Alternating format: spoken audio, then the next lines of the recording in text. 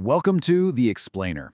Today, we are diving into one of the biggest headaches in all of test automation, those pesky dynamic web elements. You know the ones. We're going to break down a really powerful technique using CSS substring selectors that will make your tests way more stable and reliable. Let's get right into it. So have you ever written an automated test, it passes one day, and then the very next day it fails? For what seems like no reason at all?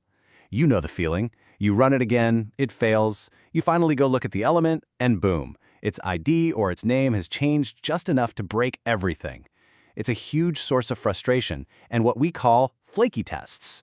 So what's actually happening here? Well, on the left, you see a stable attribute. ID equals login button. It's always the same. That's perfect for automation. But on the right, that's the problem. That's a dynamic attribute. The ID starts with user, sure, but it ends with a random number that changes every single time the page loads. Trying to find an element with ID equals user/12345 is just a recipe for failure, because next time, it's going to be something totally different. This right here is what we call the dynamic element problem, and it is a major reason why automated tests become so unreliable and flaky. But what if we could just tell our test to ignore the random parts? Well, it turns out there's a really elegant solution built right into CSS selectors.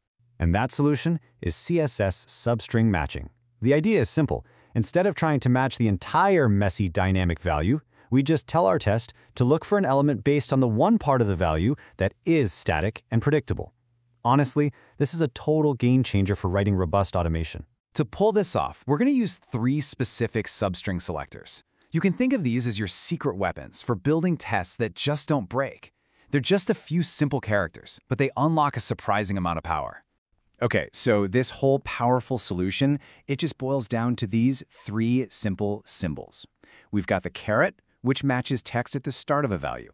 Then the $sign, which matches the end. And finally, the asterisk, which can find text anywhere inside a value. Let's break down each one. First up, let's talk about the prefix selector. This is going to be your go-to tool for that really common situation where the beginning of an attribute is stable, but the end of it just keeps changing. For this, we use the caret symbol. You just place it right after the attribute name, and it basically tells the browser, hey, I'm looking for an element where this attribute's value starts with whatever text I give you.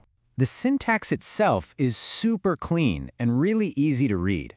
You just specify the tag, like input, then inside square brackets you put the attribute you're targeting, followed by the caret, an equal sign, and then the static part you want to match. So with an example like input name starts with user, it doesn't matter one bit if the full name is user_12345 or user_ABCDE. As long as it starts with user, this selector is going to find it every single time. Problem solved. Okay, so that handles values that start with a static string. But what if it's the other way around? You know, the dynamic part is at the beginning and the stable part is at the end. Well, for that, we're going to use the suffix selector. This time, our special character is the $sign, and it works exactly like the caret, just, in reverse. It finds elements where an attribute's value ends with a specific string. And the syntax follows the exact same pattern. We just swap that caret for a $sign. It's tag, bracket, attribute, $sign equals static suffix. See? Easy. This is a brilliant example of when you'd use this. Just imagine a postal code field where the name attribute is something like dynamic ID _123 code. By using input name $sign equals code, we can reliably grab that element every time, completely ignoring whatever dynamic mask comes before it.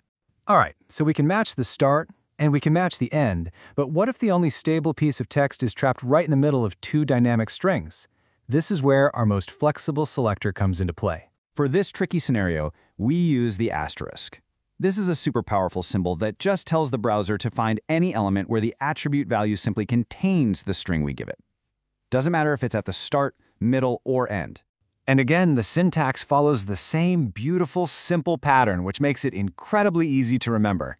We just pop that asterisk in there to say, hey, I'm looking for a contains match. So in this example, input.nameStar_L_seal, we're finding an input element where the string L_seal just appears somewhere inside its name attribute.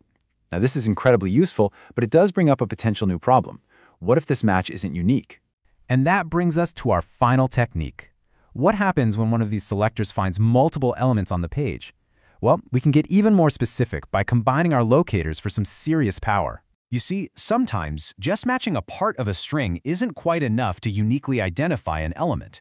The key is to find another stable attribute on that same element and use it to narrow down the search.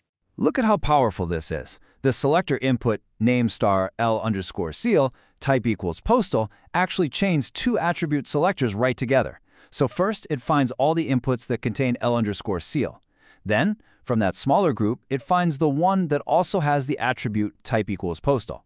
This layering is how you create rock-solid, unique locators, even on the most complex pages. So, to wrap it all up, what's the big takeaway here? It's that by mastering these three simple symbols, the caret, the $sign, and the asterisk, you can start creating stable tests that just don't break when a developer changes some dynamic ID.